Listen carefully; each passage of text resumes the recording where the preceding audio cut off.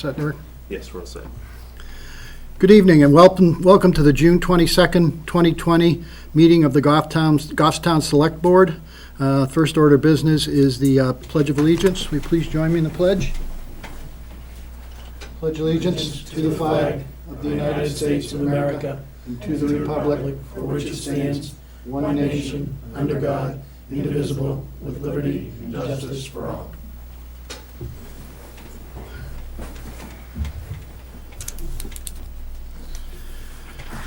Well, it's good to be here in person for first time in a long time, to see some faces and have people in attendance instead of talking to machines and not knowing who you're talking to and not being able to make eye-to-eye contact with the folks. So it's really good to see people here. Thank you all for being here tonight. It makes a big difference. It's been quite a struggle. We appreciate people's patience as we work through this with our virtual meetings. I learned more about Zoom and GoToMeeting and WebEx than I ever wanted to know, but it seems like that's life now, that every day I'm getting one or two Zoom meetings in. So it's been a trial. Again, I appreciate everybody's patience. It seems to have worked fairly well once we got through some of the bugs initially. So again, thank you for your patience and cooperation in getting through this difficult time. We still got a ways to go, but at least now we can meet face to face. So at first I'm going to read the notice relative to the meeting. This is the Safer at Home meeting announcement. Effective June 16th, 2020, Governor Sununu issued emergency order number 52, which ended the state of New Hampshire stay-at-home order and changed to a Safer at Home advisory. As chairman of the Goffstown Select Board, in accordance with the Safer at Home advisory, the governor's state of emergency, and related emergency orders, I am conducting this meeting of the Goffstown Select Board in person, practicing appropriate social distancing consistent with the state and national public health guidelines. The Goffstown Select Board continues to provide public access to the meeting by telephone, with additional access possibilities by video or other electronic means. For those members of the public that are staying in their homes or places of residences, public participation continues to be available by telephone. The public has access to contemporaneously listen and, if necessary, participate in this meeting through dialing the following telephone number, area code 603-766-5646, and using the participation code 785-645, followed by the pound sign. If anyone has a problem with telephone access, please call 603-384-3624, and we'll be glad to provide assistance. For the benefit of those members of the public that may be listening to the meeting by telephone, all votes that are taken during this meeting shall be done by roll call vote. So we'll begin by taking a roll call for attendance. I'm Chairman Collis Adams. Kelly Boyer. Peter Georgiantis. Mark Lemay. Thank you. Selectman Chet Bowen couldn't be with us tonight. He has a personal matter he's tending to. He sends his best wishes, but and regrets that he can't be here. So there'll just be 4 voting members tonight.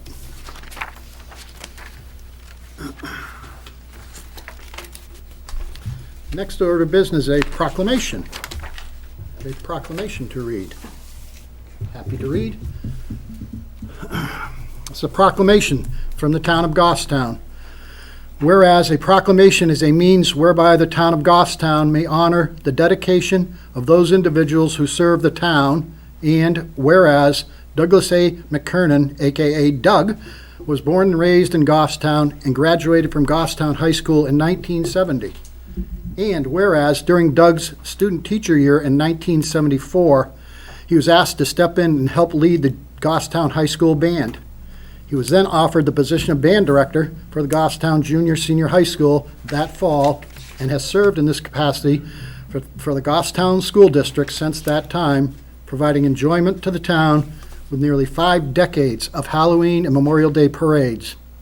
And whereas during Doug's tenure, the school's offerings expanded from concert and stage bands to a full-fledged performing arts program, including band, chorus, jazz band, select chorus, string orchestra, select strings, musical theater, dance classes, and a dance production company, and a full suite of music electives to rival many New Hampshire high school programs of comparable size. And whereas Doug will officially retire on July 1st, 2020, after 46 years of faithful service and upon the 50th anniversary of his own graduation from Goffstown High School. Very impressive. Yep. Now, therefore, be it resolved that we, the Goffstown Select Board, County of Hillsborough, State of New Hampshire, by virtue of the authority vested in us, recognize Douglas A. McKernan for his very long employment with the Goffstown School District and wish him the best in his retirement years. We, the Goffstown Select Board of the Town of Goffstown, County of Hillsborough, State of New Hampshire, by virtue of the authority vested in us, do hereby proclaim July 1st, 2020 be designated as Doug McKernan Day throughout the Town of Goffstown, New Hampshire, and urge all of the citizenry of the Town of Goffstown to recognize that day as such. Given under our hands and seals this 22nd day of June in the year of our Lord, 2020, by the Goffstown Select Board, and it is signed by all 5 members of the Goffstown Select Board, as well as the town clerk. Doug, come on up.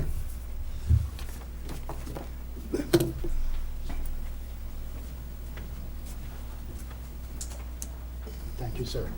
Thank you for Very everything. dedicated service.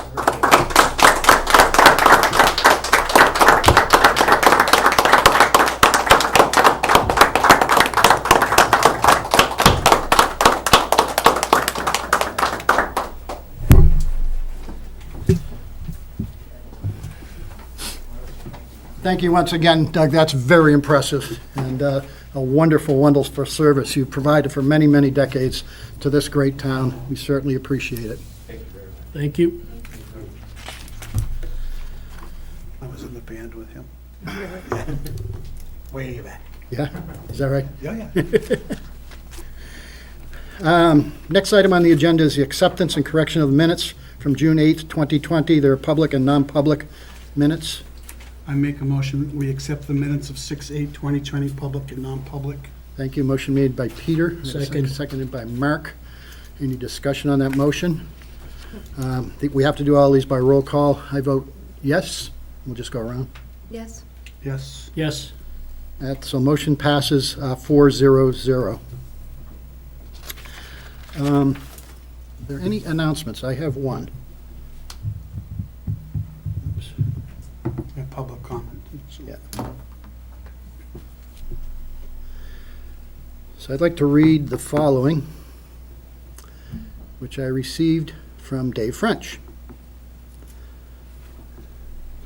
And it reads, it was to Rick Wilhelmy and the Parks and Rec Commissioners.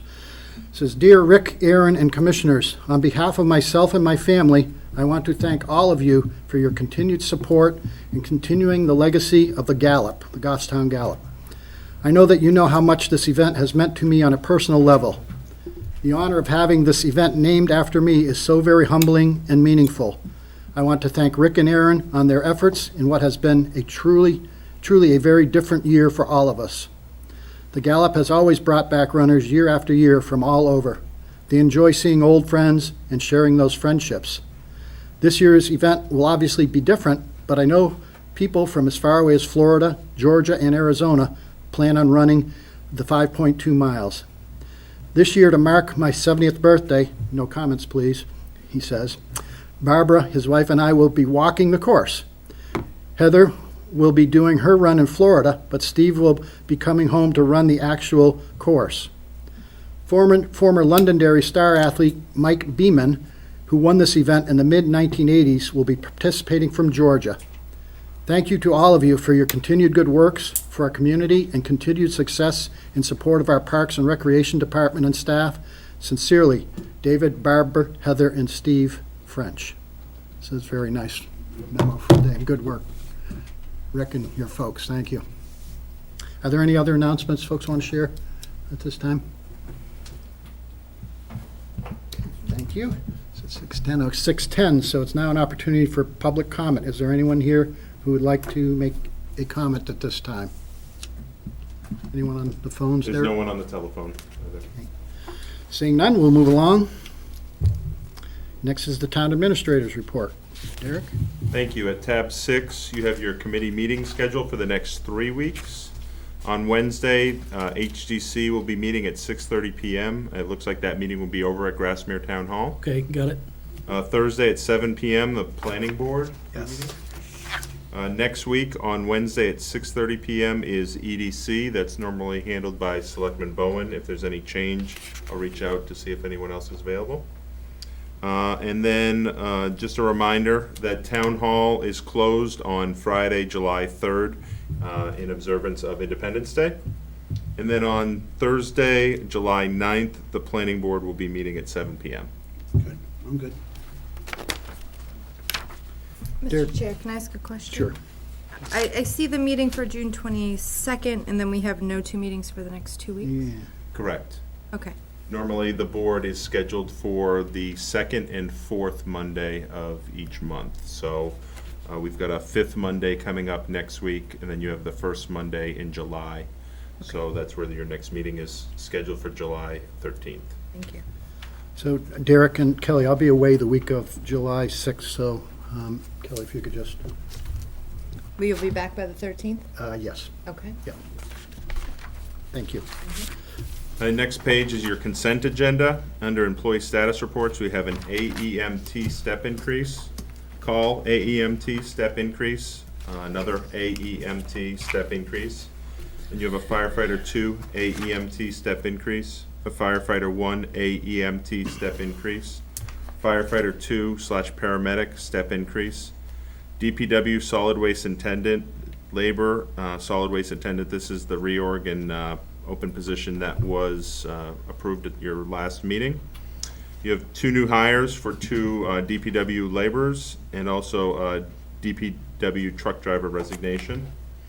You have the sidebar agreement between the professional firefighters of Goffstown, Local 3420 International Association of Firefighters in the town of Goffstown. This is to implement 24/7 long-term schedule. You have right to inter on West Lawn Expansion, Section 5, Lot 228. Also West Lawn Expansion, Section 1, Lot 28. You had Mr. McKernan's proclamation this evening.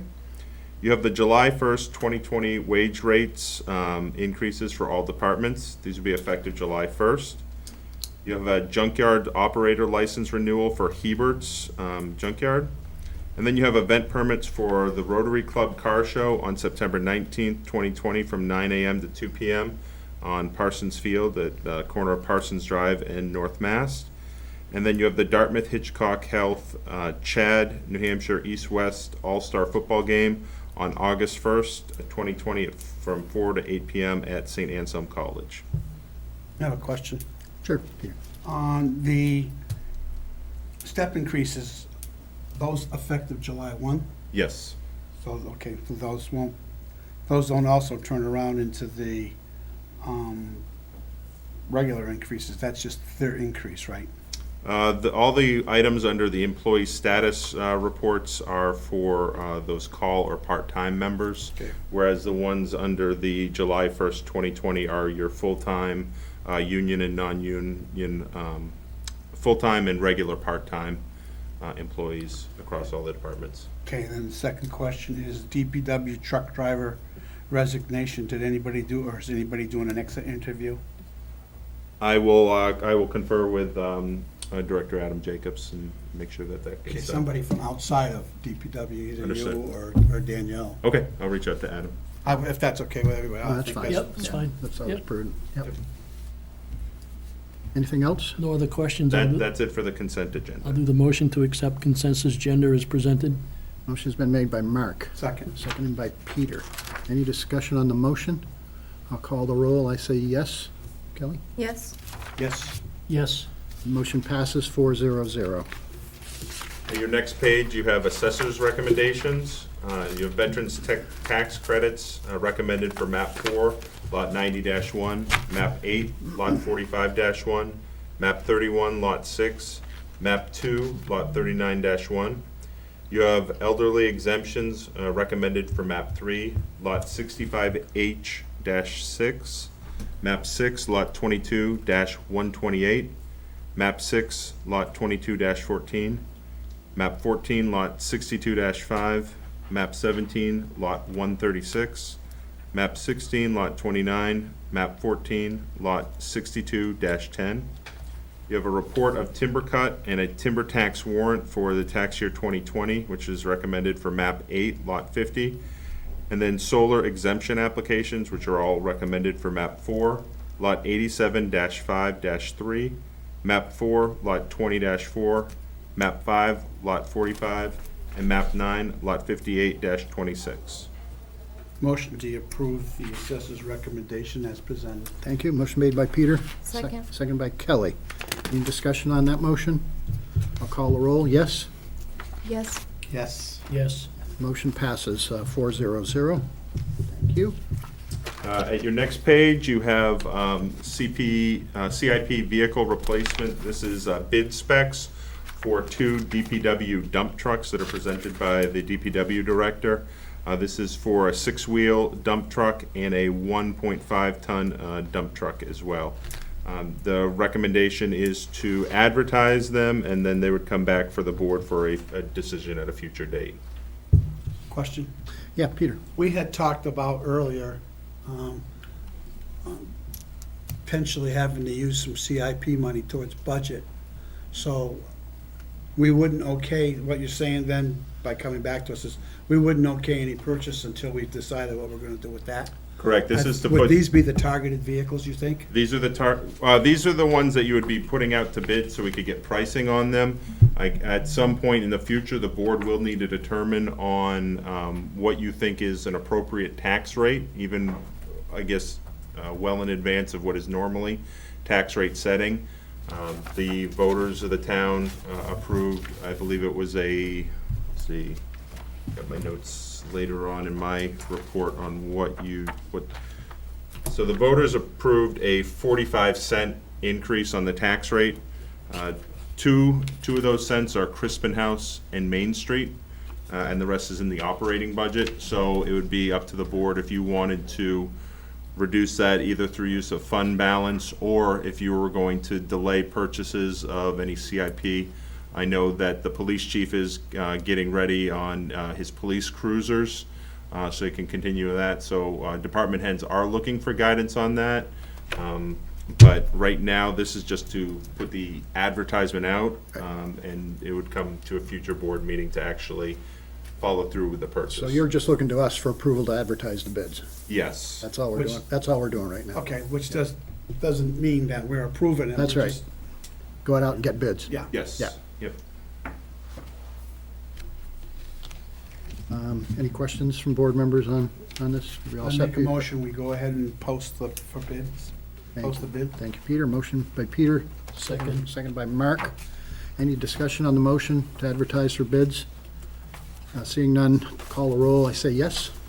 Kelly Yes. Yes. and Mark. Yes. Motion passes 400. Thank you. And again, probably at your next meeting, we can discuss a little bit more in depth. I will talk a little bit in my department update later on this evening, what we're looking at for revenues right now. And we also have starting to receive some news on some of those COVID-related grant reimbursements. So we'll have a little bit better picture of where we're going, where we might have some revenue shortfalls. And the board can make a better decision and give the department heads a little bit more guidance on CIP and if you're gonna target a lower tax rate, and whether that's, again, use of fund balance or just, right now, there is not a bill, nothing's been passed by the state legislature to change the annual appropriation. Really, to change the tax rate would be to use fund balance and then, I guess, underspend some of that appropriation, knowing that that would go back into fund balance at the end of the year. So, but we can discuss that at a future one. Okay, thank you. Next on the agenda is the Goffstown Sports Complex. It's a joint use agreement between Goffstown and Eversource. Yes, this came to you on June 8th, and there were some questions about some of the wording in there. So we went ahead and we sent this off to town council as well as send it to Primex to have them review it. There were a couple of changes which are noted in engineering tech Eric Gustafson's cover memo that talk about the small changes. One was a change to the allowed encroachment area, the wording in there, and then also Primex asked us to change some wording on indemnification, and this has gone to Primex, or to Eversource, and they have agreed to the changes that were proposed by council and Primex. Any questions from board members on this item? And this is, we're making a motion to have the chair sign? No, I believe this one, they have all five All of you. five. Yep, there's a signature block for all 5 members. Well, I'll make the motion that we sign the agreement with Eversource on that piece of property in the sports complex. With the changes from, Yes, with the From our changes, I mean, that's, legal- okay. the agreement we have in front of us. okay, thank you. Motion is Second. made by Peter, seconded by Mark. Is there any discussion on the motion? Seeing none, I'll call the roll. I vote yes. Yes. Yes. Yes. Yes, motion passes 4-0-0. Thank you. Next is dog licensing. Yes, every time this year, the board receives a list of those dog owners that have not renewed their dog license. This year, there are currently 700 unregistered dogs from 539 households. When you compare that to June of 2019, where it was only 420 dogs and 317 households, it is up considerably. Just so everyone is aware, Kathy Ball, the town clerk, has done a lot to try and work with the governor's office and Senator D'Alessandro to have this law either delayed or waived, because these timelines are written into state law, but we have, that change has not come down. So as a town, we do have a responsibility to follow through with this, and you have a copy of the warrant in your room. Again, that information is confidential, but this would be to authorize the town clerk and chief of police to issue those civil forfeiture letters, which you have a copy on the, you've got a copy of the law, but also you have a copy of the sample. Kathy also did make some changes to soften some of the language in here to try and get people in to get those licenses renewed. Seems like a lot of people during the pandemic were looking for companionship during the stay-at-home and the shutdown, so that would fill in, I guess. Do, Are there any questions on this item? Yeah, I have a question. What's the time frame for this, Derek? Sorry, I know you said it's in the other room. When do we have to send these out by? So if you look at the sample letter that Kathy has provided, sorry. these would go out on July 9th. What we plan on doing is putting a couple blasts on Facebook as well as the town website to remind people that this letter that triggers this $25 additional fee to get in here in the next 2 weeks to have those dogs licensed, or point them to the website where they can do the online renewal. And then there's a 15-day period where the owner has at that point to come in and pay the $25. And then we would move to the next step under the statute. Yeah, so for all those people who may be watching or listening, please get your dogs licensed. This is a pretty tedious process. It'd be a lot quicker and a lot easier if you just please come on down and get your dogs licensed, because we have to do it. It's state law. We don't have any discretion on this. I think we need to make sure that message is on when we post on Facebook and on our website, that this isn't our law, it's a state law. Yes. Right? Yep.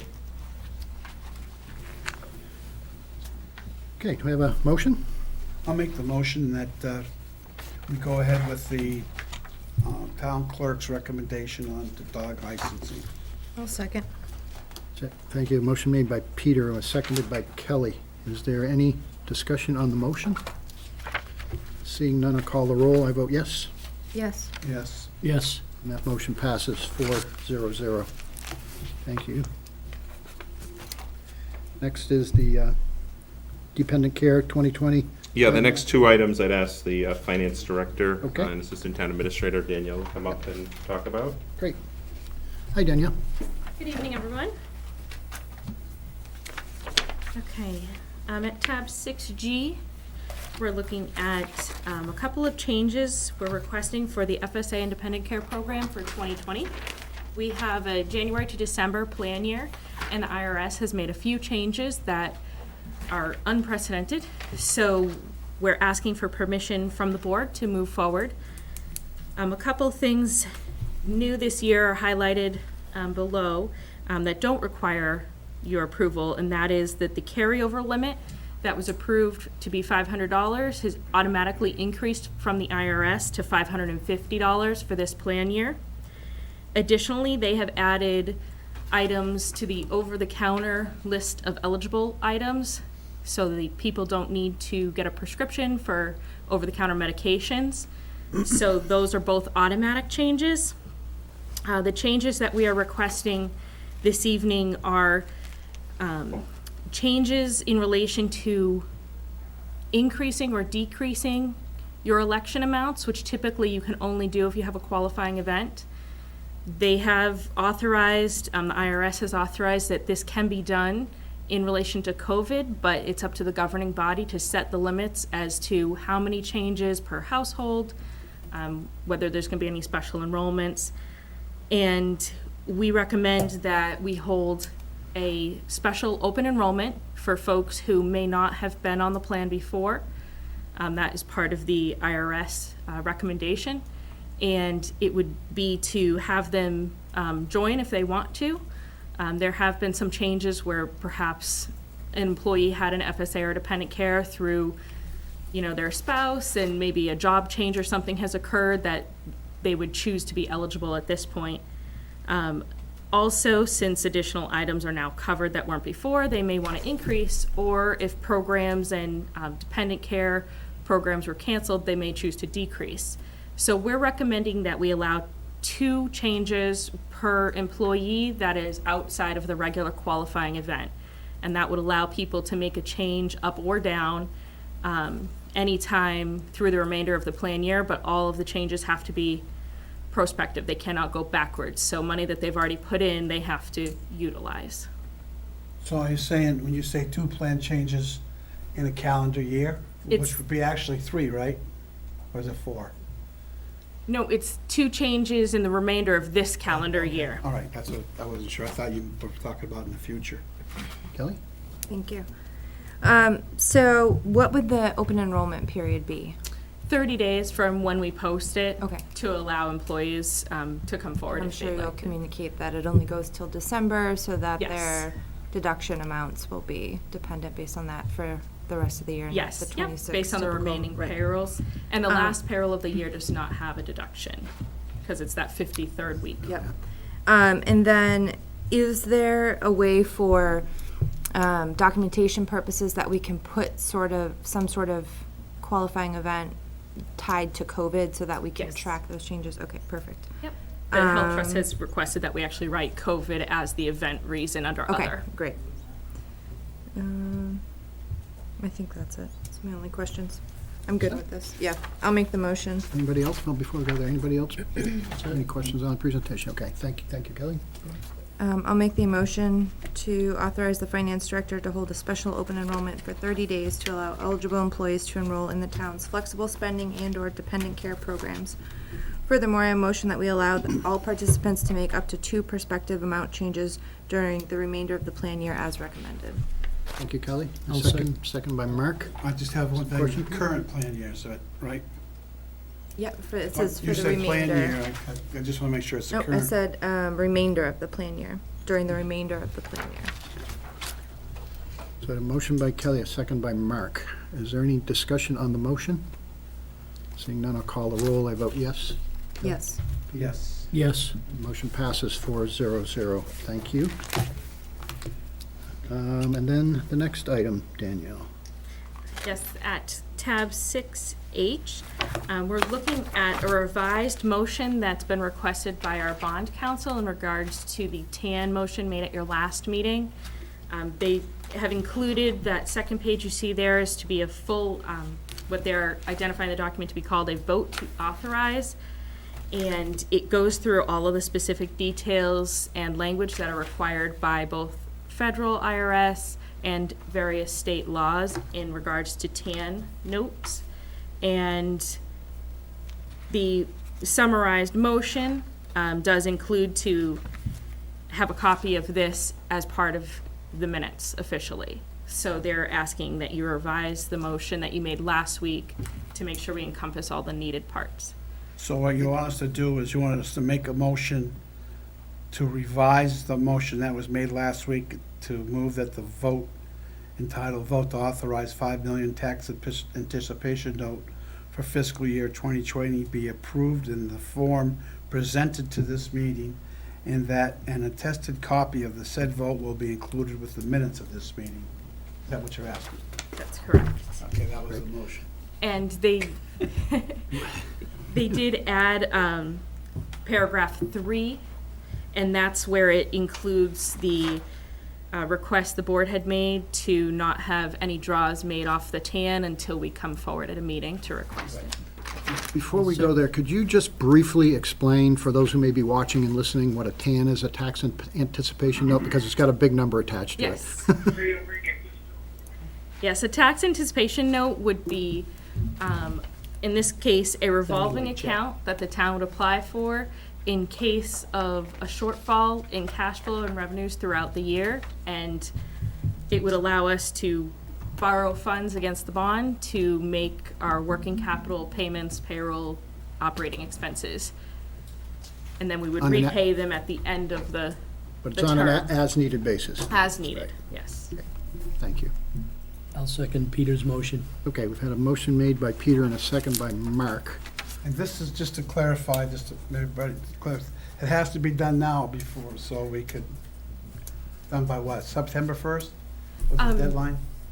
Well, there's not a deadline specifically in borrowing the tax anticipation note. However, we're taking advantage of the Gopher grant Right. related to COVID that allows the costs of establishing the TAN to be covered under the grant program. Thank you.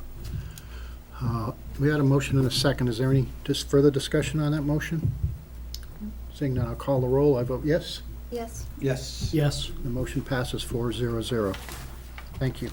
We do have a public hearing scheduled for 6:30. Thank you very much for reminding me.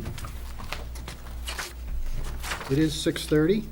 We do have a public hearing scheduled under RSA 79-E, the Community Revitalization Tax Relief for property at 32 Main Street, which is map 34, lot 65. Derek, could you describe what's being done here? Yes, so the board has received an application for community revitalization tax relief incentive. As you may recall, this is for buildings that are in identified downtown areas. So we have the area which is the Village Commercial District here in the village, as well as the commercially zoned districts down in Pinardville. What this allows is a qualifying applicant has to meet certain thresholds. The rehabilitation work has to be 15% of the building's value, or $75,000 worth of work that they're doing to rehabilitate. And they have to meet one of 4 criteria. They have to enhance the economic vitality of the designated area, enhance or improve a culturally or historically important structure, promote development of the designated area, providing for efficiency, safety, and a greater sense of community, or increase residential housing in town centers. So they need to meet one or more of those 4 criteria. Those are on your decision sheet that's in your packet. And if they meet those and the board grants this, they get a certain number of years where the assessment, the value of that building will not increase because they've done that work. So it basically delays that increased value, which is figured into the property tax and how much they have to pay for property taxes. So this is intended to help our local businesses as well as to beautify our community. Yes. A couple of examples that come to my mind are Putnam's, Putnam's, Bixter's. We have Brown's the Emporium. Brown's Emporium, Yep. which is across from Sully's. I know the mill has an approved 79E, but they haven't gotten quite to that point. of starting construction, but they're another one that qualified for that as well. Thank you. Those are some good examples. This has been a big help to our community and help to beautify it and helping some of the downtown businesses. I'd like to make a motion, we approve this for a 5-year. Is that, And I would just ask that you just quickly Wait a go minute, wait a minute. through, you have Wait a minute. It's a public I know. hearing. Oh, it's a You gotta public have the hearing, public yes. hearing, that's right. But I'm saying, that I would think a 5-year would be the one we would Yeah, wanna. yeah. That's what we've done, that's what we've done in the past. Well, they 5. don't, in order to go any longer, you have to increase your residential, your living space, and that's, they're not doing that, so. They're not. Derek, I'm looking for the public hearing spiel. I can read it off Okay, if you'd like. thank you.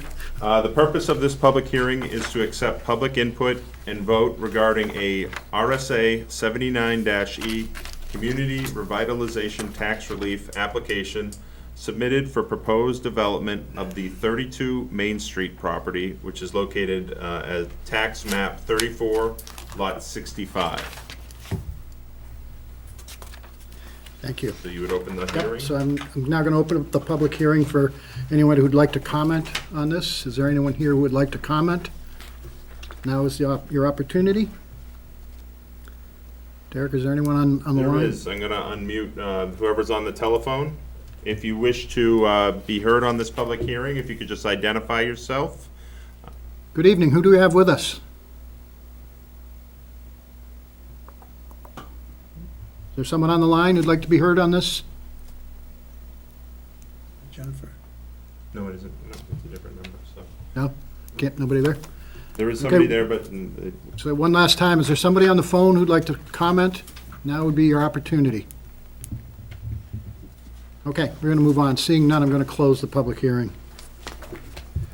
When do we take action on this? Can sorry. I ask a question? Do we have any, the last application that we had a pretty in-depth listing of what was gonna be done, just out of curiosity? just that as was a- provided in your packet on June 8th. I did not include that again, but I can go grab. None of that's changed? No, I No, remember. none of that has Okay. changed. Thank you. What you do have here in your packet is you have your decision sheet where I would ask the board to go through the 4 criteria and just do a straw poll of yes or no, what they meet, and then decide on the number of years. And then behind that, you have the staff review. So you have review from the building department, the economic development coordinator, planning and zoning. And what it basically has on the second page of that is the pre-rehabilitation assessed value of the building is $118,500, and the estimated cost of rehabilitation is $77,975, or 65.8% of the building's current value. So there is no wait time after the close of the public hearing. We can take action on You this can take tonight. action this evening, yes. Any So- questions from board members? No, I think what Derek just says is we have to go through and find at least one reason. Is that what you're saying? Yes, if you could go through the four, Right, yep. public benefits and identify yes or no if they meet those. Okay, why don't I read those off? Does the project provide at least one of the following public benefits? The first one, enhances the economic vitality of the designated area. You want an answer? Yes, I please. think it does. Yeah, Okay? with the work that's been done Yeah. out front. Yep. Yeah. I'll just get comment. Yep. The second is enhances and improves a culturally or historically important structure. That was a question I had at the hearing. They were gonna look into whether it had any historic ties. Did we get any? This update? did not go to HTC. Normally, if somebody were going to try and qualify under that, we would go to HTC for comment. Okay. Okay. So we got a consensus that we're okay on that one. The third item is that it promotes development of the designated area, providing for efficiency, safety, and a greater sense of community consistent with RSA 9-B. I believe it does. Yes, Yep. I would say yes. Yep. Consensus on that. And finally, it increases residential housing in urban or town centers. No, it does not. No, it does not. So that meets 2 out of the 4 according to our Well, meets- straw poll. 3 of the 4. No, it doesn't really. Normally, under enhances and improves a culturally or historically important structure, again, you'd go to the HTC Right. and have a recommendation We for didn't get them. So we need 1 of the 4. One of the We've got 4. 2 We've of the got 2, 4. so we're good. Yeah. All right, so we entertain a motion then. Well, we want to go to the We're gonna years do the part? years. Whoops, I'm sorry, yep, you're right. We have been doing 5 years Yep. in the past, and I'd recommend we do the same thing. Five. Okay, Anything else we needed to cover, Derek? No, that's it.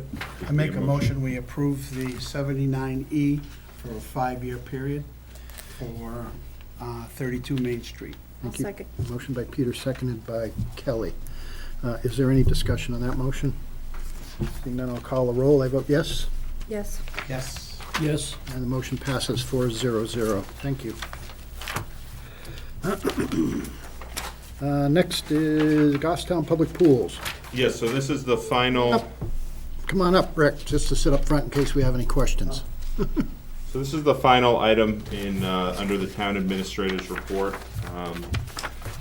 Again, the Parks and Rec Director, Rick Wilhelmi, has been working with the town's Emergency Operations Center, the personnel that make up that, to try and find a way of whether it was feasible to open up Barnard and Roy Park pools this summer during the COVID-19 pandemic.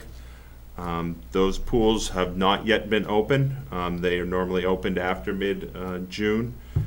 We've had multiple discussions, including on-site, and last week, the Emergency Operations Center personnel made a recommendation to the Select Board and the Parks and Rec Commission to keep those pools, the pools closed throughout the summer of 2020 due to the concerns with the COVID-19 pandemic, and as well as some of the safer at home guidelines that came down from the state. Yeah, and I can just add, as the Select Board's rep for the Parks and Recreation Commission, Rick did a tremendous amount of work trying to make this happen. Really, really tried hard to figure out some way that we could get the pools open to provide some relief, at least for Goffstown residents, and it just became more and more complicated the more we tried to drive that square peg into a round hole.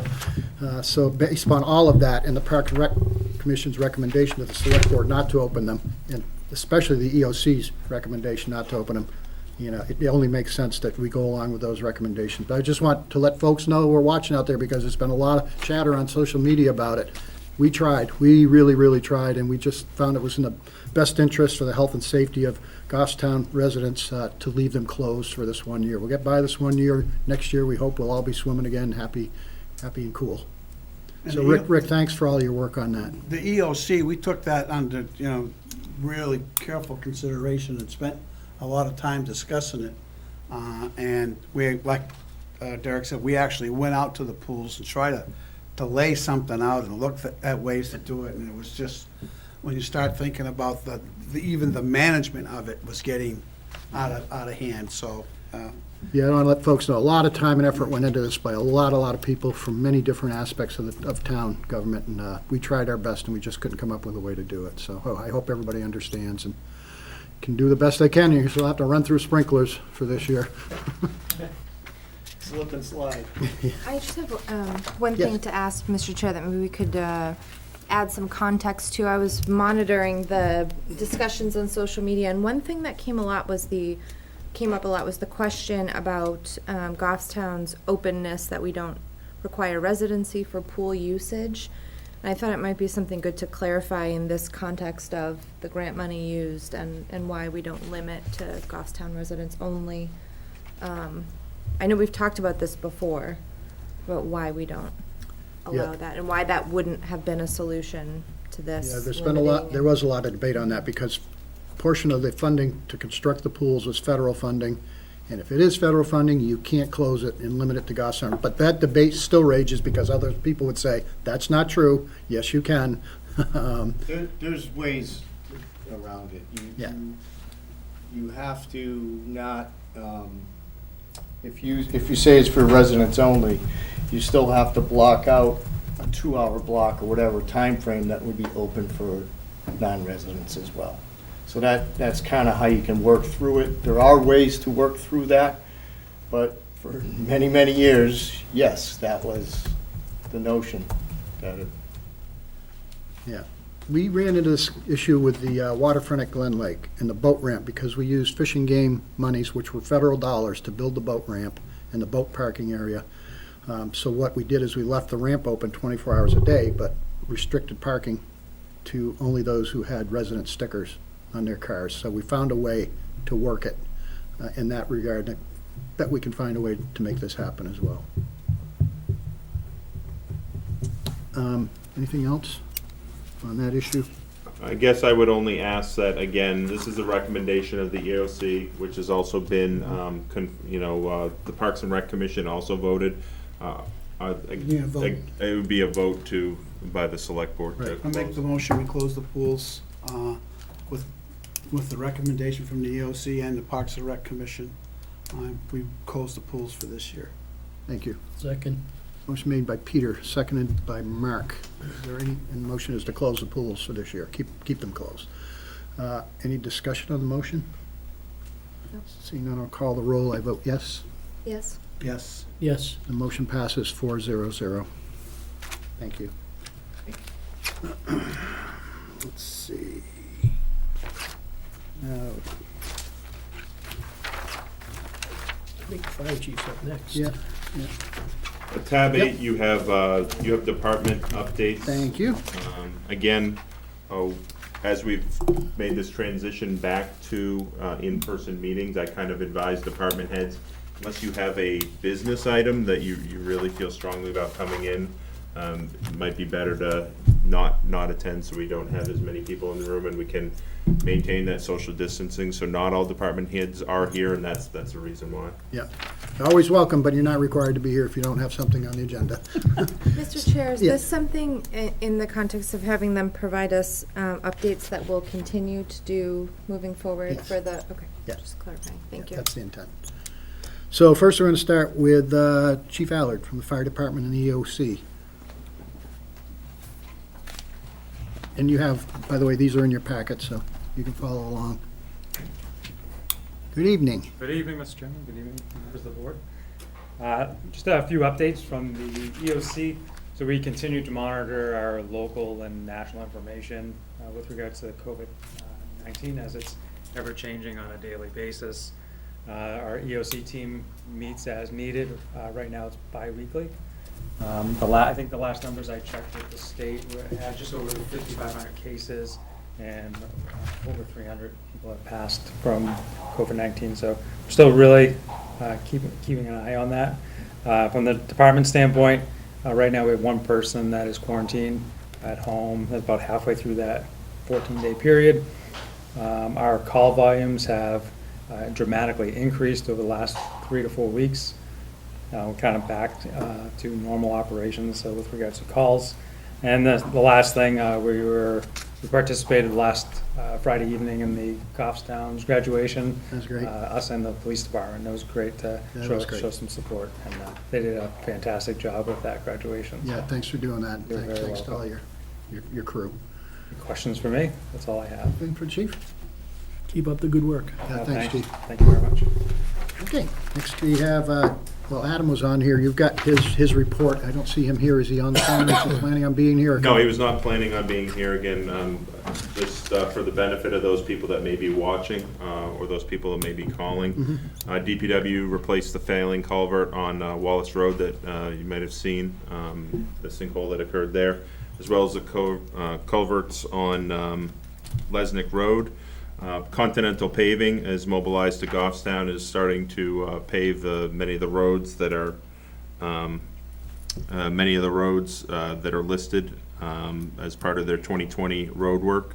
And I believe the Goffstown Village Water Precinct was considering replacing a portion of the water main on East Union Street, but the latest update from DPW Director is that is a no-go. So that last paragraph in the report is not going to happen this year. Okay, thank you, Derek. We have any update on Shirley Hill? I don't see anything here that's I know a that major project that we've been talking about for. I can ask the director to have that for the next meeting. I know that we did post some traffic advisories as they begin work out there, and I'll ask him for a more updated. Our next meeting is not for 3 weeks, and I think there's gotta be a way we can get the information out. before- I can send it out to board members. Yeah. Yep. Would you Please, please? yeah. Yep, Yeah. absolutely. We get, that's the question Just an we up- get, what's going on? what's Yeah, going on? just an update and the time frame for finishing it up. Okay.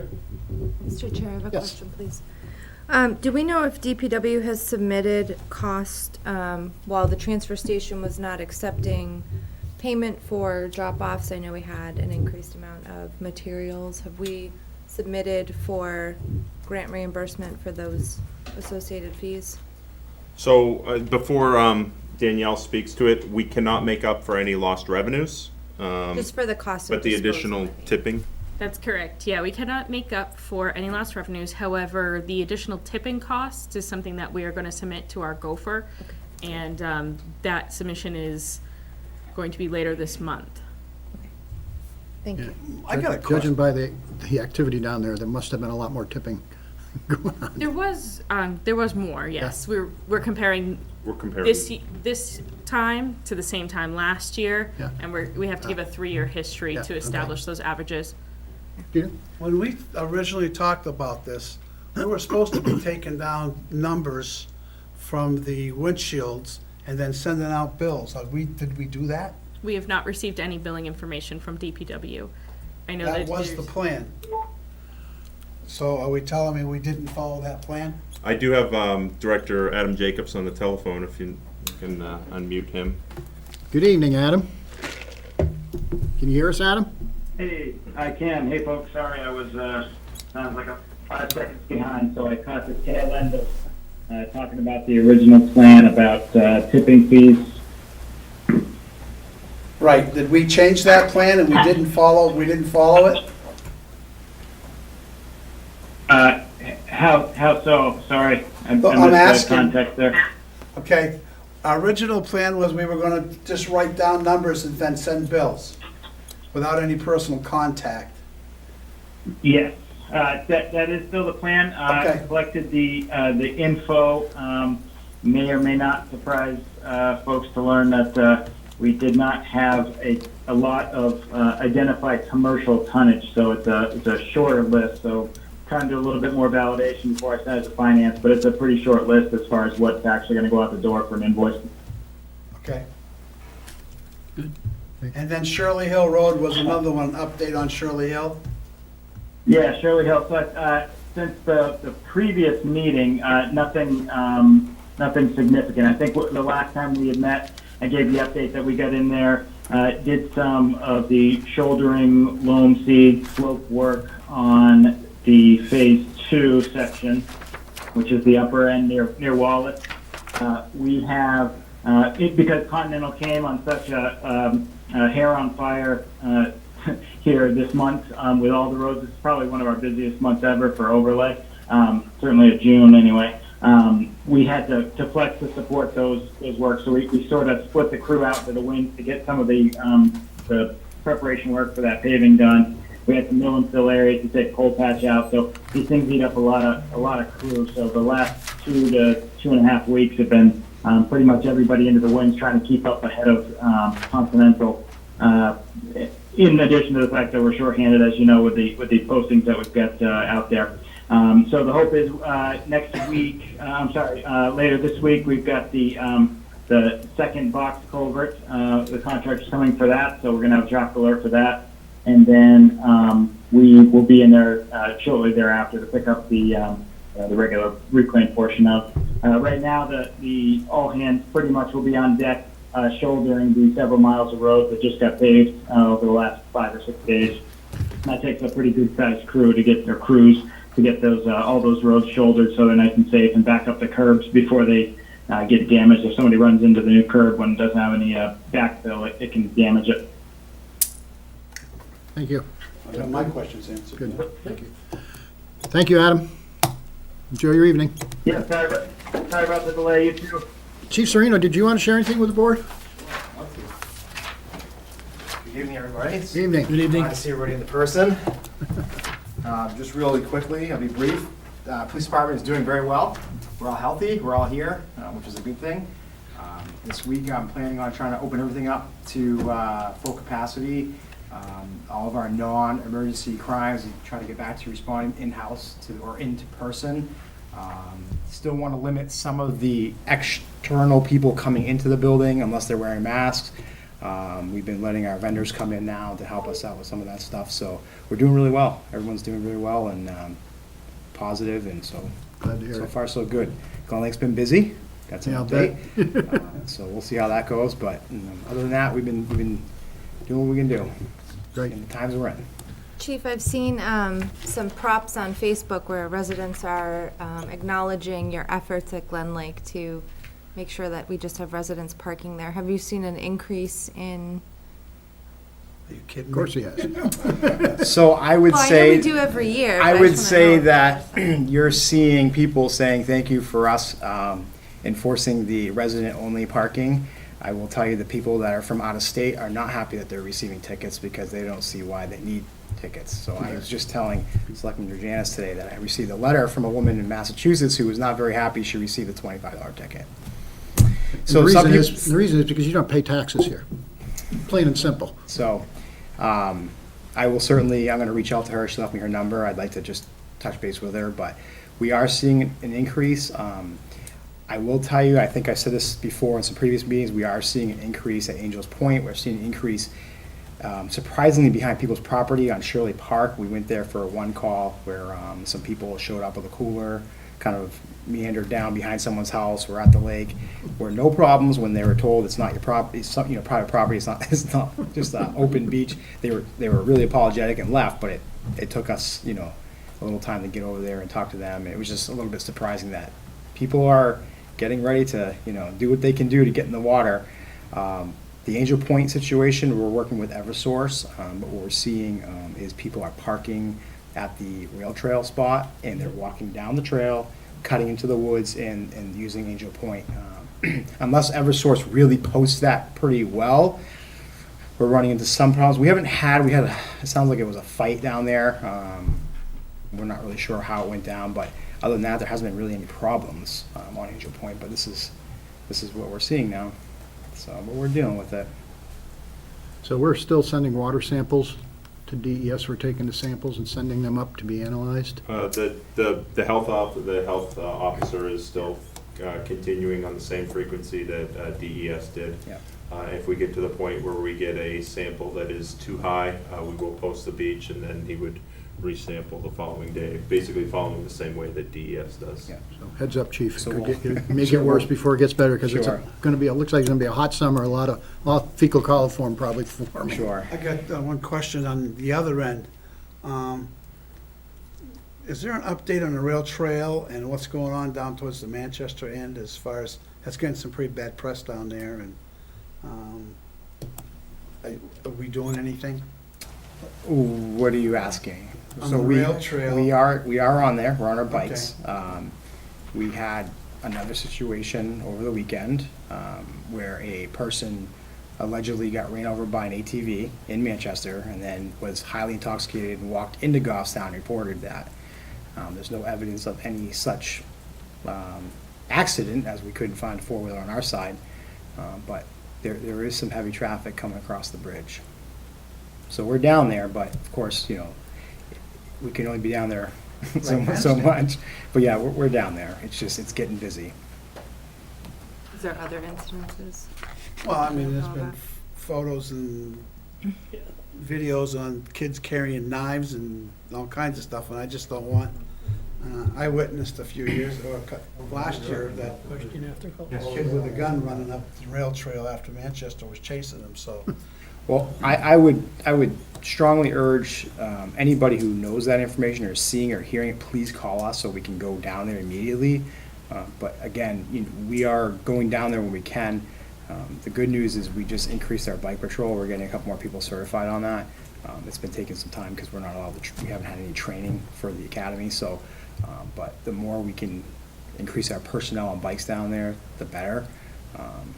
I mean, we can't drive our cruisers down there, obviously, but we're trying our best. But please, I mean, if anybody hears anything or sees anything, give us a call. We'll certainly investigate that to the fullest. That's something that we don't want to have happen, so absolutely. Mark, you had a question? As far as the Ballard post and all the posts that are supposed to be in place, have you done a quick check, all the posts in place? I find it very hard for a four-wheeler to get from their side to our side, and I'm not gonna debate that. That's not the place for debate right now, but, I mean, as long as all the Ballard posts are in place, everything's in place, our safety net is there, and we should be all set. Sure. I haven't physically gone down there. Maybe Mr. Pierce can give a little bit of an update on that if he has. I actually any- have. I ran that from County Complex all the way into Manchester on Friday, and they were all there. Okay. The So only- unless something changed in a Sure. few days, I just, You can get around them. well, Yeah, that's, yeah, I mean, but they're there, yeah. yeah, with the motorcycles and, Yeah. You can you get know, the four-wheelers, you're not gonna get around them. like like I said, it sounds like it might have happened in Manchester, and then the intoxicated subject walked into Goffstown, then called us, so I'm not really sure, but there's no evidence on our side of it, so, Thank you, Chief. all right. Can I just want to look back to the waterfront Sure. at Glen Lake, and I just want to appeal to the folks who are watching or listening. It's a wonderful resource for our residents, but if we're going to keep it open, i.e. no closures because of increased levels of E. coli, coliform, we can each do our part. Don't put your kids in there with diapers on. There's porta potties down there. If you need to go to the bathroom, use the porta potty. Dogs are also a significant source of fecal coliform. So if you're going to bring a dog down there, pick up after your dog. If we all do that, we'll be able to cut down on the number of increased levels of fecal coliform. So just a public service announcement.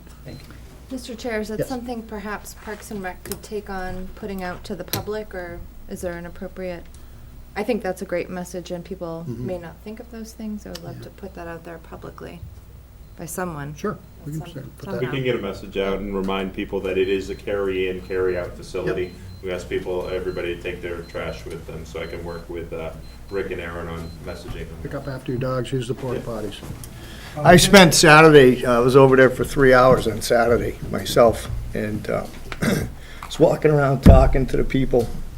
And I think things are pretty good right now. I mean, I'm amazed about the trash pickup. The trash is not that big of an issue. Really? It seems to be going pretty good. I mean, as far as a PSA, would that be the health officer, or would that be us as far as, I don't know what Not the sure, that's what I direction? was asking, but to Yeah. Collis's point, Yeah. don't put your children in diapers and their dogs, just be cautious so we don't run into a situation where we have to then close We should probably post that everywhere, Yeah. early. Yes. Truly, we should. everywhere. Yeah, let's see what we can do. Yeah, we can get some messaging out there, Great. absolutely. Great. Thank you. Let's save the bit Thanks, of Rick. water we have right now. Anything else, Mr. Chairman? Let's see, the other departments, I have something from the library. Kelly, do you want to Oh, sure. sort of brief that for folks? Yeah, they are very passionately gearing up to adjust their summer program. As you know, it's a very, very well-attended, diversified group of programs that they put out each year for their summer experience. So they're in the process of being back fully working, all together as a team and trying to do that. So information on the summer experience will be coming out soon, and they're going to be trying to keep up with the amount of programming that they've done in the past within the guidelines per everything. So I think that's it, and they're getting ready to do same thing. The drive-through pickup is coming shortly. I think that's it. They're working very hard over there. And just a quick update, they just recently waived fees for Goffstown-owned materials, late fees, replacement fees, and things of that nature are still in place. But they're doing their part to make sure that everything is really accessible right now, which is great. Yeah, I want to give a big shout out to Diane and her staff. They've done a great job providing some opportunities for folks to feel some sort of normalcy in a time when they feel like they're shut in all the time. And they've done a great job providing programs, in almost all cases, no cost. I thought the menu they put out where everything was free was very imaginative but telling. Certainly, I thought that was great. Yeah, they're very excited to get the public computers back up and open to the public, following all of the recommended requirements. There's a need for public access to the computers, so they're very excited to be able to provide that again also. That's cool. And then finally, we have the town hall update, Derek. Yes, so we've been open on limited hours. We reduced hours from 8 AM to 3 PM. We started that on June 8th. We did that to allow primarily town clerk to catch up with all the mail-ins, online transactions, and the Dropbox transactions. The plan is on Wednesday of this week is to return to normal hours, 8 to 4. Town clerk is starting to get caught up on those. We've been working with town clerk on the election items that are coming down from Secretary of State's office. We are awaiting final guidance from them. They had their commission that, finalized their report, but we're waiting for the actual final guidance on whether or not there's gonna be any legislation out of the Senate regarding absentee ballots and the counting of absentee ballots to further work on that. You do have a report from the tax collector. As of June 15th, we are a little bit ahead of schedule of where we were last year. Last year, we had collected almost 11% of property taxes out there, whereas this year we're at 14%. So that is looking favorable at the moment. Again, the potential need for a tax anticipation note still does exist. So we're appreciative of the board of making that vote tonight. And then on the next page, it just is a detailed breakdown of where some of our reimbursement grants look. I will let you know that the personnel and non-personnel related costs that are under DOJ there, the Department of Justice, we did receive word today that all those were approved. So at your meeting in July, we'll be bringing those to you to accept.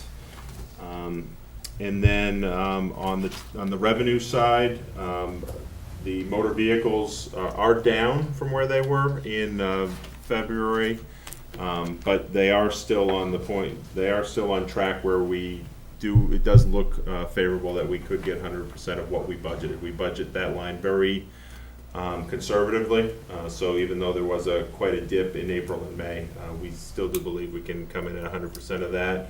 We will be down. We will have a shortfall in a couple other lines, primarily the transfer station revenue. Again, we didn't collect from residents for 2 months, as well as finance interest. And then on the last page, the governor has confirmed that he has no intent to cut meals and rooms or the shared revenues that are in the biennial budget. There is going to be a shortfall in the highway block grant funding. But right now, the New Hampshire Senate is looking at changing that calculation. If they get COVID funds from the federal government, that would fund all the municipalities at 100%. So that's good news as well. That is good news. Some questions, Mr. Chair. Dirk, do we happen to have an update or just an idea of how much our online usage for vehicle registration changed in this time period? Do we have any? I can probably talk to Kathy and see, we could probably look at the May, and once we get through June, I can bring a report to you to see the dollar value of the number of transactions versus the same time period last year.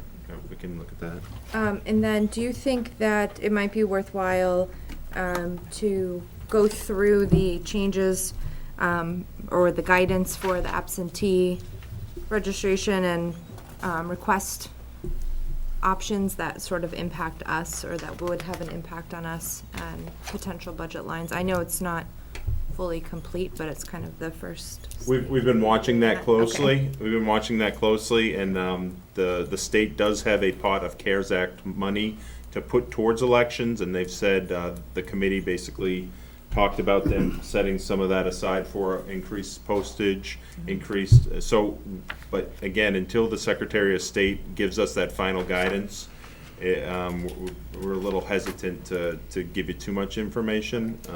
You can talk about it all you want. But Yeah, it could get You changed. know, Well, I've read through the report that they put out, and I think it, just to have it in our forefront as we're going into planning, I mean, it's gonna come quick, and if they don't release the updates till later, I don't know, it might just be worthwhile. Yeah, we have identified a few lines where we are kind of holding off in town hall. We did have some savings in a couple of the software lines that I've kind of identified, whereas if we need additional personnel for processing those absentee requests, or if there's increased mail costs that are not covered by the state, that we can do that. And then also for the September primary, the good thing is we do have the municipal gopher funds, the municipal relief funds, so we might be able to tap into those as well. Great, thank you. But it's good to hear, it's encouraging, I think, that at least on the revenue side, it sounds like we're holding our own. And Yeah, there are going to be some shortfalls when we do the revised revenues in August and September, we will identify those, but the fact that the governor's saying that they're gonna keep those shared revenues whole as much as they can. Again, the gas tax one, that's down about 7.5%, and that's about 400,000 in our budget. So we'll see, there is a potential for a shortfall there as well as some of the local ones. So there is going to be a shortfall in our revenues, but I think it will be manageable, and we could, through the use of fund balance, you'll be able to make up that difference so it doesn't impact the property taxpayers. Thanks, Derek. Anything else for Derek? Good. Thank you, Derek. Now we are at, oh yeah, the old business, the Goffstown purchasing policy. There's some information. It's on tab 9A.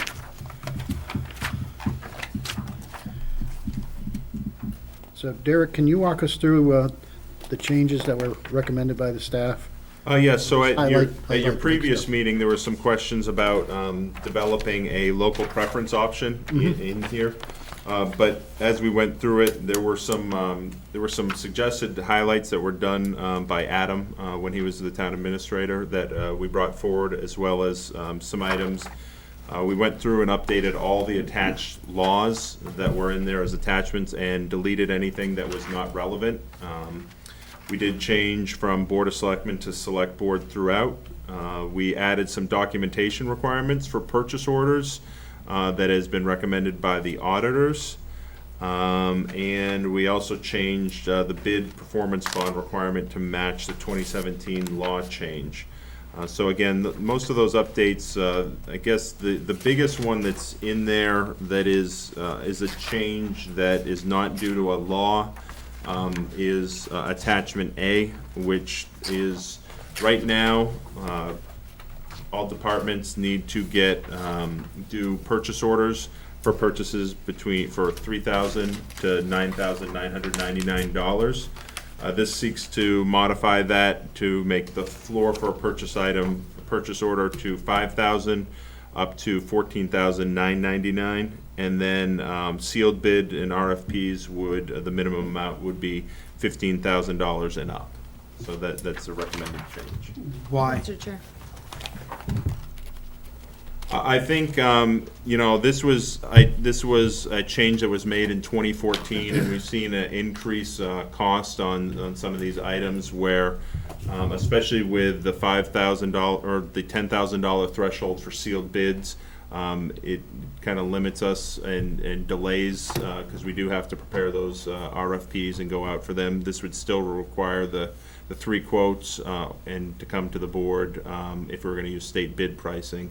I think it just makes it a little bit more efficient from the department head's point of view.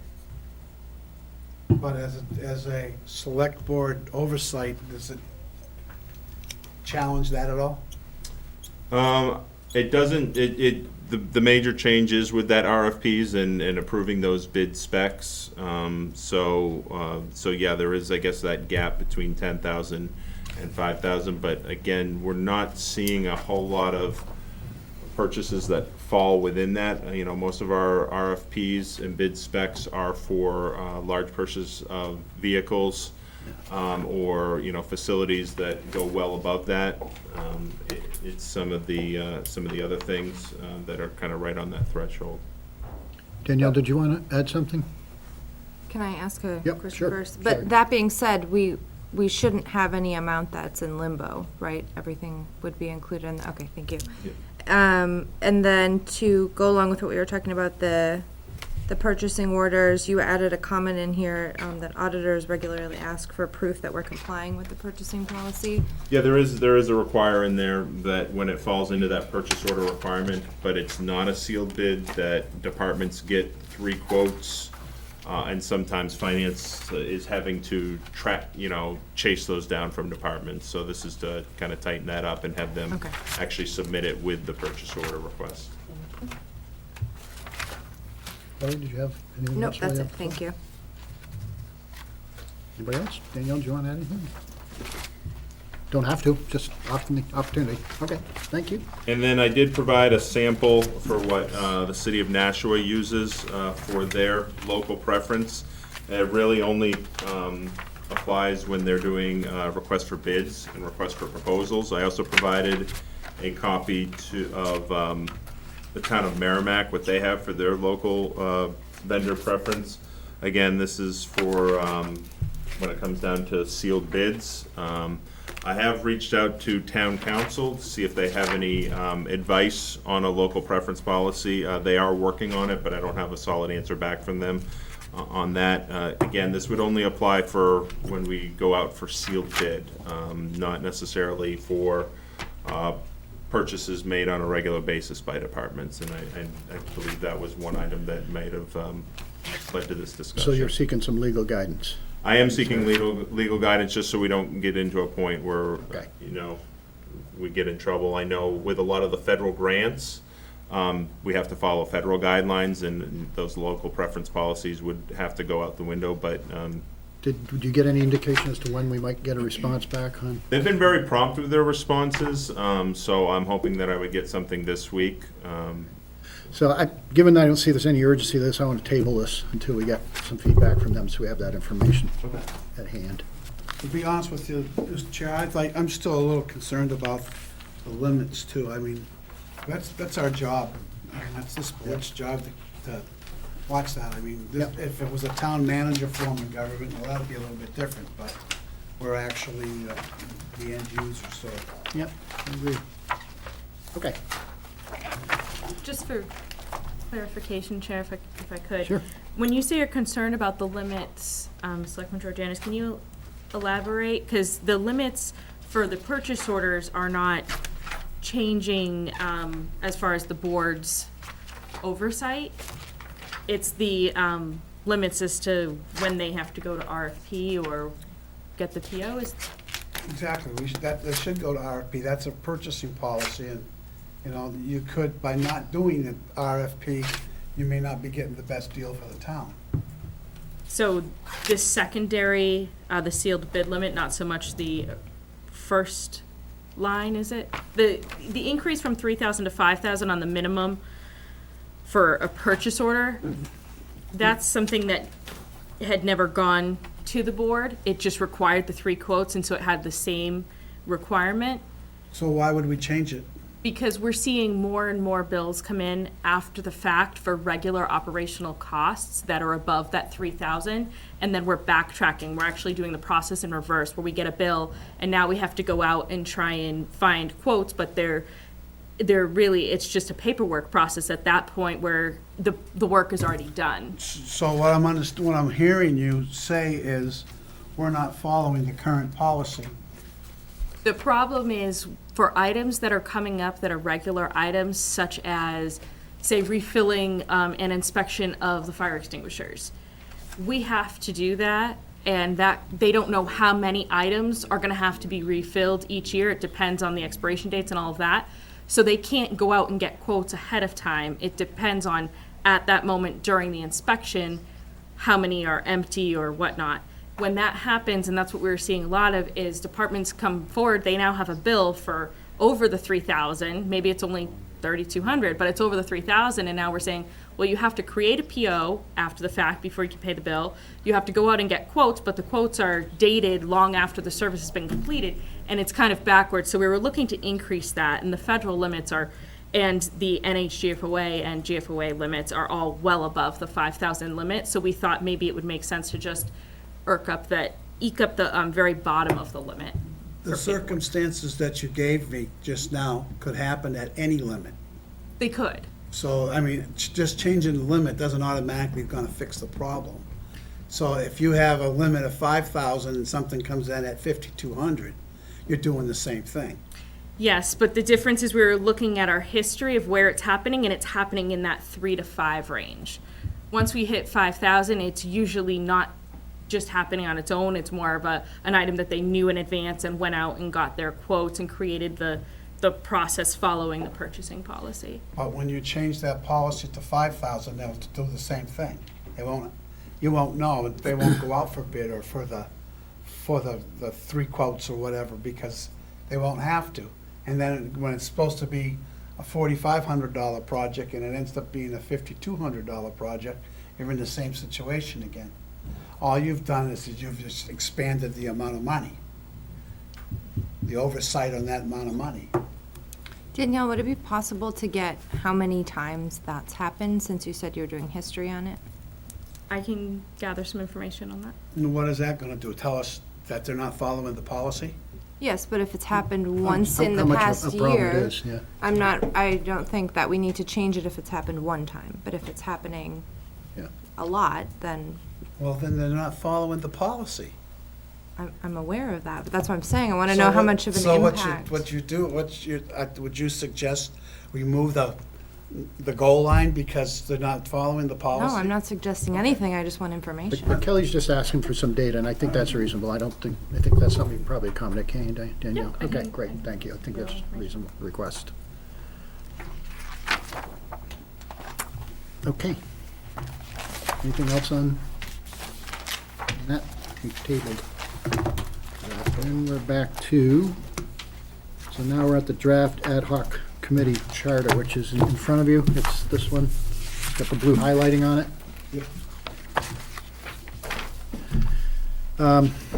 Derek, thanks for working with me on that, even though we missed a little bit on the weekend timing, but, so this is one of our goals. And so this is an initial draft of what a charter would look like to establish this ad hoc committee. I think the important part of it, I want to get some feedback from the board on the draft and how we need to modify the draft. I'll recognize right up front, there are some gaps in the draft relative to objectives and deliverable deadlines. And Derek and I are continuing to work on that to try and put some specific numbers to those. But let me just read the mission statement. The mission of the committee is to explore opportunities and obstacles for constructing a pedestrian bridge across the river in the location of the old railroad bridge that was destroyed by fire in 1976.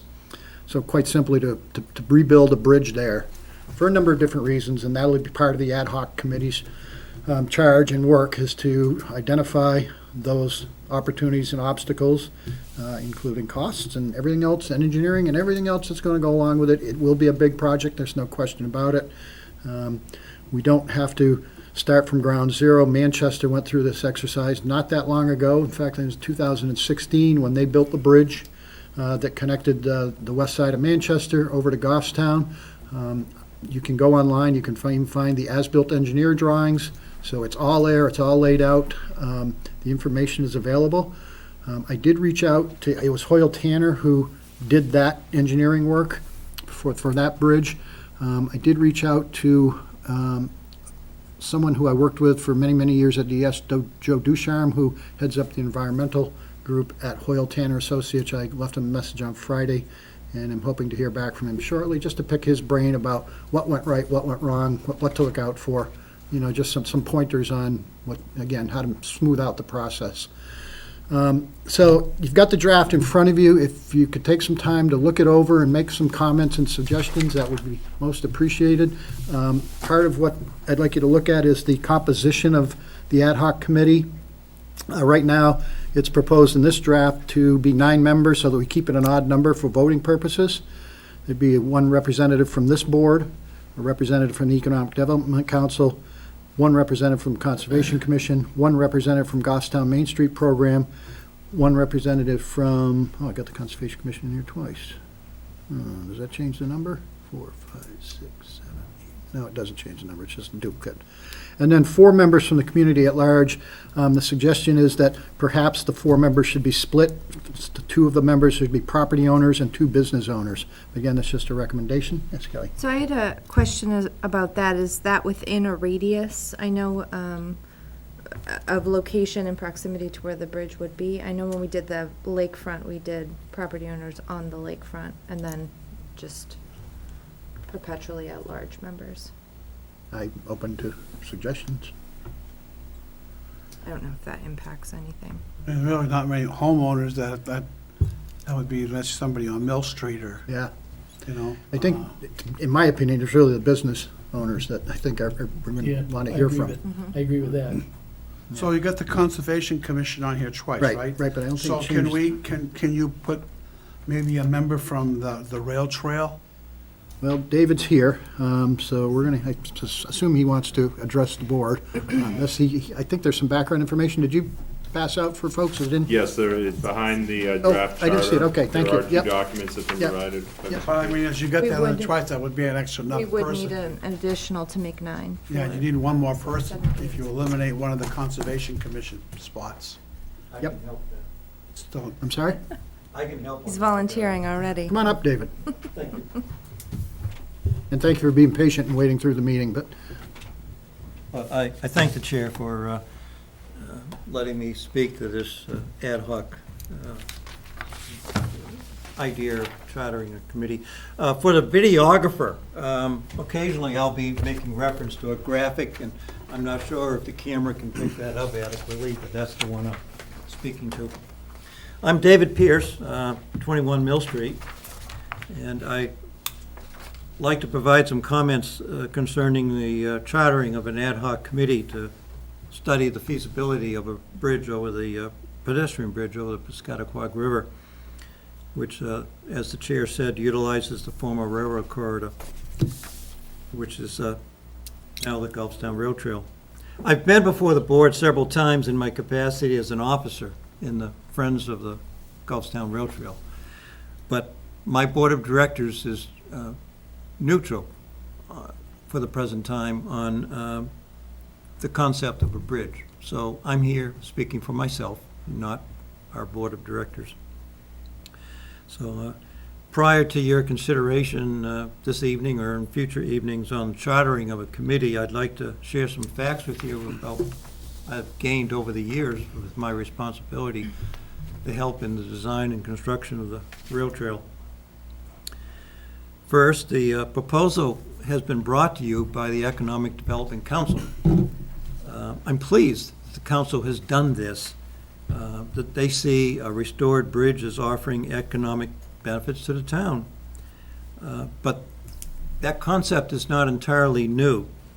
Through my participation with the Southern New Hampshire Planning Commission, I've managed to have the entire trail noted in a federal program called a Comprehensive Economic Development Strategy, or CEDS, CEDS.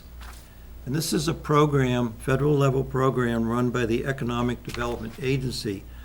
The strategy document I made reference to covers the region of Concord down through Manchester. And it's been approved by both the Central and the Southern New Hampshire Planning Commissions. The whole purpose of having a project listed in the CEDS strategy document is to gain access to the Economic Development Agency funding. So for Gulfstown, the rail trail is listed in this federal strategy document. Also, and just for side interest, also listed in this document is the benefits of bringing a natural gas line into the village. That's an economic benefit. Your planning officer has a copy of that CEDS document. Well, the whole point is that a recreational and transportation corridor, such as the rail trail, it does offer economic benefits to the community. And your Economic Development Council is correct in their recommendation before you. My second point, I like to address the what you've just been discussing, the proposed membership in the committee. The bridge, in the documents you've been looking at so far, doesn't even mention that rail trail. In reality, that bridge would be viewed by the public as an extension of the rail trail. The bridge, should it really be built, would, I assume, would be a responsibility of the Park and Rec Department. So while I agree with your position in the read-ahead packet that department heads should only serve on an on-call basis, my recommendation to you is that a member of the Park and Rec Commission should serve on this ad hoc committee. solely because the viability of a bridge, it must include long-term use, long-term maintenance, and therefore, if it's a responsibility of the Park Commission, the Park Commission ought to have a vote on this ad hoc committee. Yeah, I agree to that. My, Fence. my third point I offer for the board is a detailed graphic that's on the wall, and you all have personal copies, indicating key dimensions of the granite abutments of that former wooden covered bridge used by the Boston and Maine Railroad, which unfortunately was burnt in 1976. The abutment dimensions I show on the graphic, they were obtained by simple tape measurement. Nevertheless, they are sufficiently accurate for a conceptual study. If the bridge were truly built, some design and consulting firm would undoubtedly do their own more accurate measurements. I am proud of one measurement on that chart. It shows 130.5 feet. It's on the left side of the whole structure, and that's the length of the lattice trestle on either side of the former bridge. And I measured that at 130.5 feet. So a couple of years after I did those measurements, I had an opportunity to view the design specifications of the actual bridge that are held in the Boston and Maine archives. And I was pleased to see that the trusses were specified on those design sheets at 130 feet, 6 inches, and 1/8. So I was only off by 1/8 of an inch. Wow. As a retired civil engineer, I could offer some rough concepts on how a bridge could be constructed, but that's best left to active professionals when the time comes.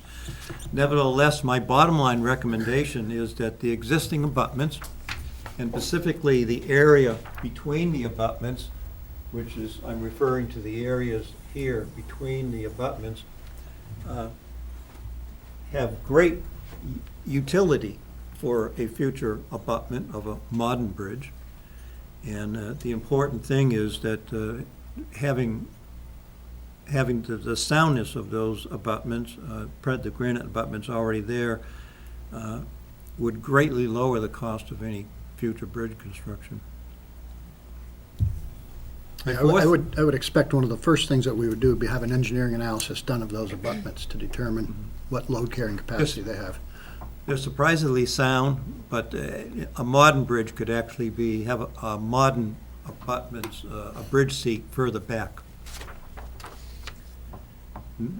Essentially, that was also done at the Singer Bridge in Manchester. My fourth and final point. You'll note on my graphic that the north abutment, the one that's closest to the intersection of Mill and Main Street, is private land. It's owned by the Gulfstown Rotary Club Park Charitable Trust Incorporated. Their deed, most recent copy is 2017, has modern, precise descriptions of their small parcels.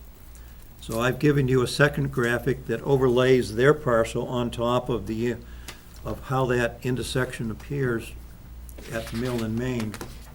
While the parcel is relatively small at 1,124 square feet, the important fact is they own the abutments. The club, we all know that the Rotary Club does maintain the entire area on that intersection, and that includes the town land, which is on the left and right, and also the front of their small parcel. So I have two recommendations because of this land ownership issue. First is perhaps you should consider the landowner as a member of the ad hoc committee.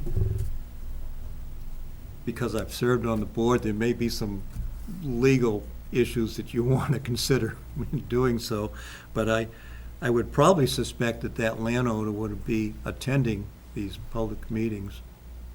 Anyways, the second point, because of the land ownership, I recommend that the select board in chartering this committee, that you, in the whole chartering process, that you acknowledge that the committee will probably come back before you with recommendations on either easements, buying land, or swapping land, and you should acknowledge that you will probably be facing those decisions, and you should be letting the ad hoc committee know that you're willing to address those issues and not dismiss them.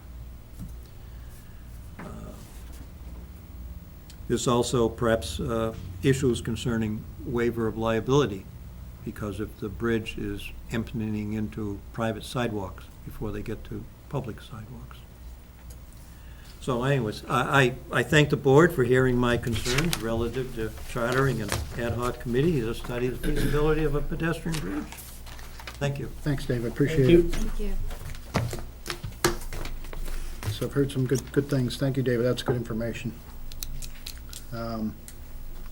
Did you want to work with Derek again on? Yeah, I'm not redoing the draft. Okay. Yeah. You do that then. Yeah, we'll work on that. Okay. We got Sounds good. put some meat, some meat on the bones anyway, so.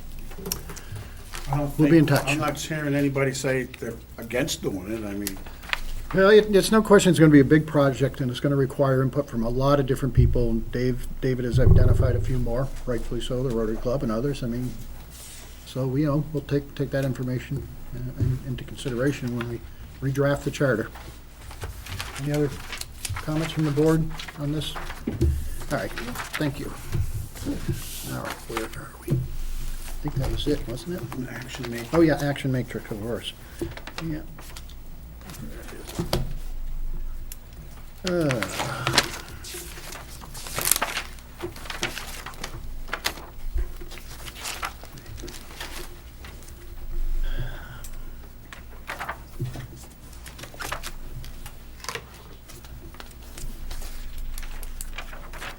Okay, the action matrix is tab 9C.